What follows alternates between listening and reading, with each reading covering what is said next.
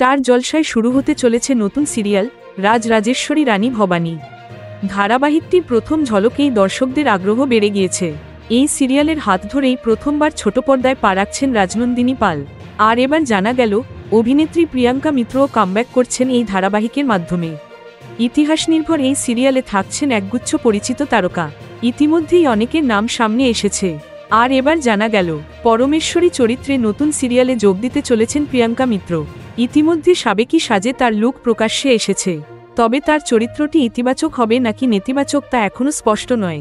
Star জলসা চ্যানেলে আনুষ্ঠানিকভাবে ঘোষণা করা হয়েছে, আগামী 7 জুলাই থেকেই শুরু হয়ে যাবে এই নতুন সিরিয়াল। রাত 8:30টার স্লটে সম্প্রচারিত হবে রাজরাজেশ্বরী রানী ভবানী। বিপরীতে রয়েছে জি বাংলার কোন গোপনে মন ভেসেছে। দুই সিরিয়ালের মধ্যে টিআরপি লড়াই যে ভালোই জমবে তেমনটাই মনে করছেন দর্শকরা।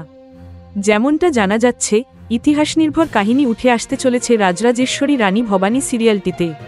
রানী ভবানীর নাটোরের রানী হওয়ার কাহিনী তুলে ধরা হবে এই ধারাবাহিকে।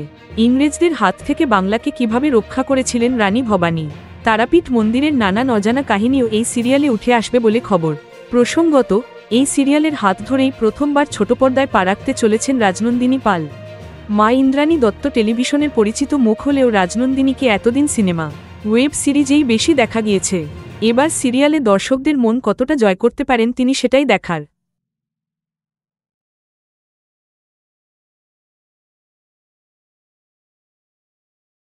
Thank you so much for watching our videos.